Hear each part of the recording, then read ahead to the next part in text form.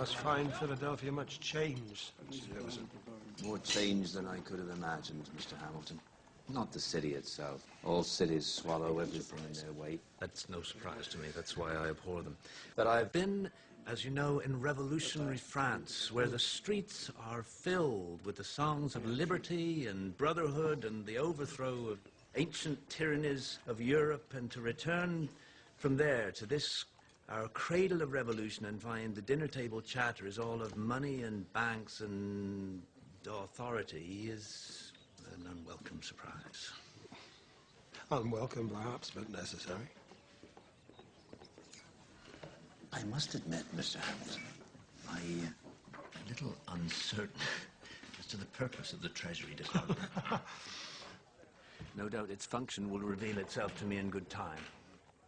The future prosperity of this nation rests chiefly in trade. Trade depends, among other things, on the willingness of other nations to lend us money. And how would you propose to establish international credit? Our first step would be to incur a national debt. The greater the debt, the greater the credit. And to that end, I have recommended to the President that Congress adopt all the debts incurred by the individual states during the war through a national bank. The idea being that if the states owe Congress money, then other nations will feel more inclined to lend it to us. If the states are indebted to a central authority, it increases the power of the central government. You have it exactly. The greater the government's responsibility, the greater its authority. The moneyed interest in this country is all in the north, so the wealth and power would inevitably be concentrated there in the federal government, to the expense of the South.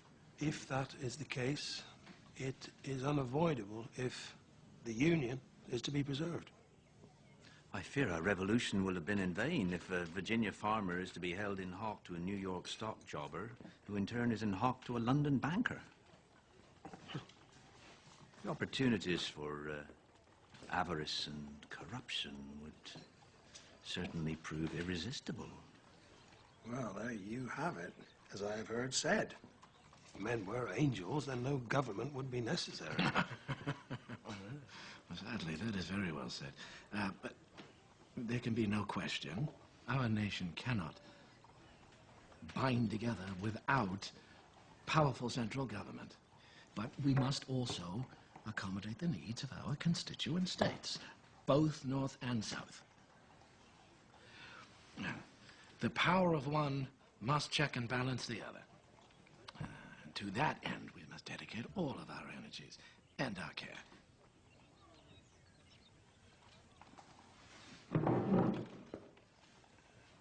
I would like to welcome Mr. Jefferson home.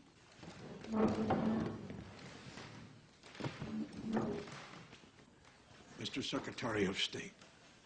Here. Mr. President, gentlemen.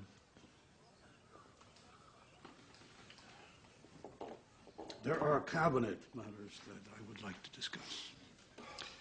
If you would excuse us, Mr. Adams.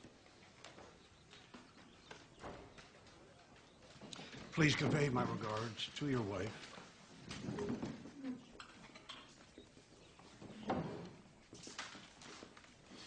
Gentlemen. John. Mr. President.